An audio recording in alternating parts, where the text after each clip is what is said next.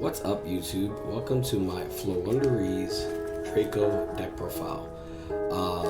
I've been playing this deck for a little bit. I think it's super dope. It's super budget friendly because we're not playing any of the high-end cards and we're not playing hand traps. So I'm gonna go straight through it because this is the second time that I've been doing this profile. First time I forgot to hit record. So we're just gonna go straight through it, right? We're gonna go with Draco cards first, and we play 1 Dynamite, 3 Ignis, and 3 Maiden. Maiden searches monsters, Ignis searches spells, Dynamite searches traps. Dynamite is at 1, and I'm hoping he comes to 2 or 3 later on. For our big birds, we're playing M-Pen, Avian, and Snow. Like I said, this is a budget list, so we're not playing the Monarch dude. If I wanted to change this up a little bit, if I was just making this like a going second, break your board type of deck, I'd probably take away Apex Avian and put in another M-Pen. M-Pen's pretty big, and Snow will let you do some shenanigans that are pretty dope. So maybe take out the Apex Avian. This deck is okay at going second. It's better at going first a little bit because of some of the floodgates that we play. So here are our Floowandereeze cards, and it's a very small package, and you might hate it, but I'm playing 1 Toucan, 1 Street, and 1 Eaglin. And if I was going to change something, if I wanted to make it more Floowandereeze, just to like give you guys options, I'd probably do 2-2, but I would never do more than 1 or 2 of Eaglin, because once you resolve Eaglin once, you really don't need to resolve it twice, and if you're resolving it a second time, you're probably not winning the game. We got triple Robina. Robina searches you the other birdies, the little tiny birdies. Super useful. You gotta play it at 3. Now we're into our traps. It was supposed to be spells first, but I did the profile and I didn't record, so I mean, just fucking whatever. We got triple Apocalypse. It lets you tribute summon during your opponent's main phase. It can half your opponent's entire board permanently, and when it goes to the graveyard from the field, it gets to pop a monster. Really, really important. It's like a staple. This card does so much work by itself. Well, not by itself. It needs something else. But it do mad work. It big card, it strong card. We got triple Monarch's Erupt, and this is of course a skill drain, one-sided skill drain for tribute summon monsters. Because the Floowandereeze, they're all about getting their big boys on the field. I felt comfortable playing this, and also not playing an extra deck is like saving you a bunch of money. Floowandereeze and the Dreaming City, this is a pretty decent card. However, the next card I'm going to talk about is a lot better because of a restriction that it has that I didn't realize was not specific to the archetype, and that's the Scary Sea. This lets you say no to a summon, but your opponent gets 3 normal summons, but if you got your one-sided skill drain, that do not matter. But it lets you say no to a summon, but it says if you control no special summon monsters, with which this deck you almost never do, except for this card will make you a special summon, but this lets you say no to a summon, and all you have to do is control a tribute summon monster, and all your Dracos are going to be tribute summoned. So that's just really, really nuts. And then if you don't have the one-sided skill drain, you're going to have the Dracos fetching you resources, and your opponent can't special summon. That is really important. It does have a negative effect to it, but I mean, honestly, after you resolve this card and you put your opponent under that condition, a lot of times they can't do shit, honestly, and you just pick apart their board and you just end the game. I'm playing Double Return. Double Return is good. Return is a lot like Apocalypse, except that it doesn't half attack. Instead, it lets you special summon one from grave, but you can tribute during your opponent's main phase, which is the same thing that it shares as being a Draco trap. And if it goes to the graveyard, it will pop a monster.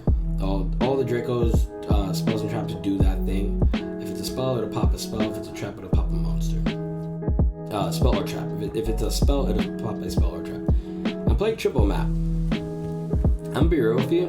In this specific list with such a low Floowandereeze like body count, I'm thinking of dropping this to 2 and upping my other Draco spells a little bit more, because sometimes you'll open this and you either have what you have or don't have anything, and this is just dead as fuck.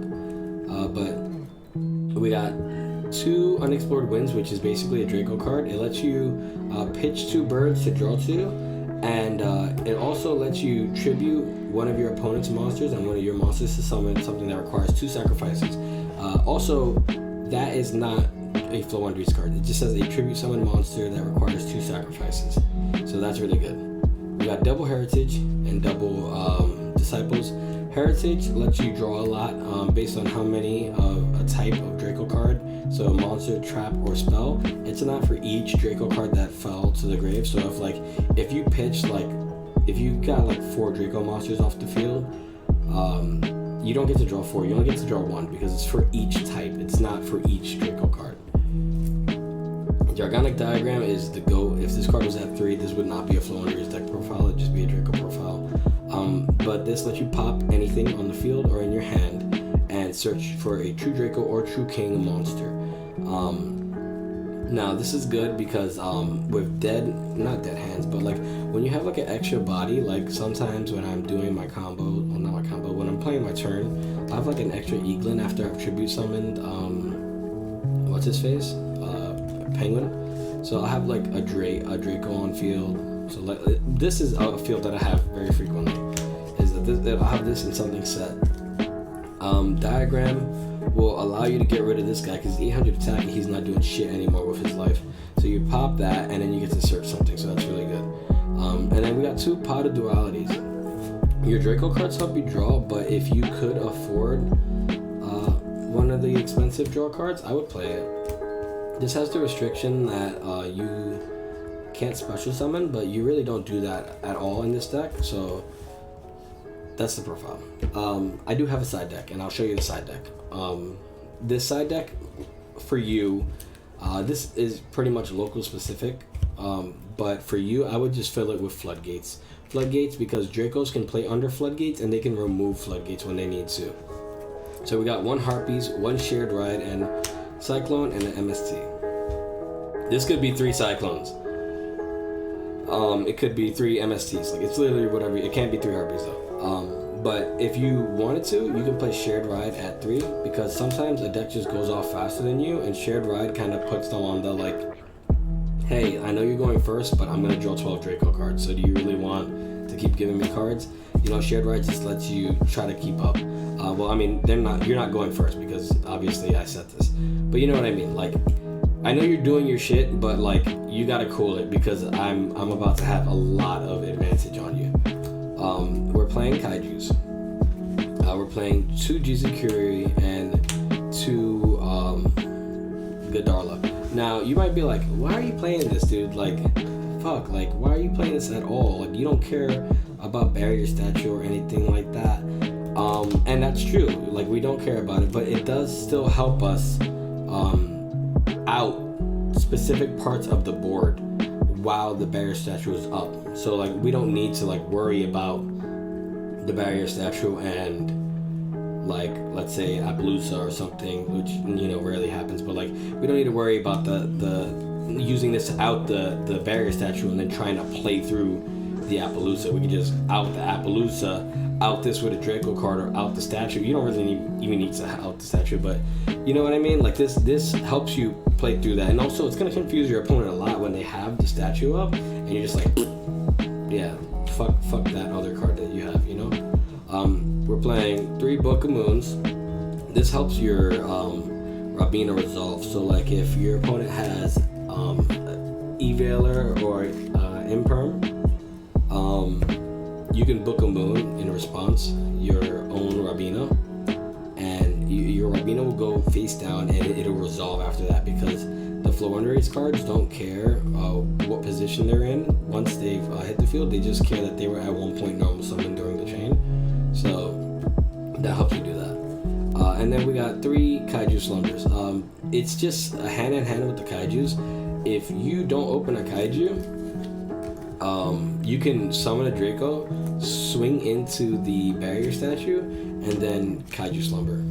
And that's gonna bait shit out. You're gonna do that, you're gonna go Kaiju Slumber, and then your opponent's gonna be like, oh, do this, and then you chain your Draco, and you'll get advantage off of it too.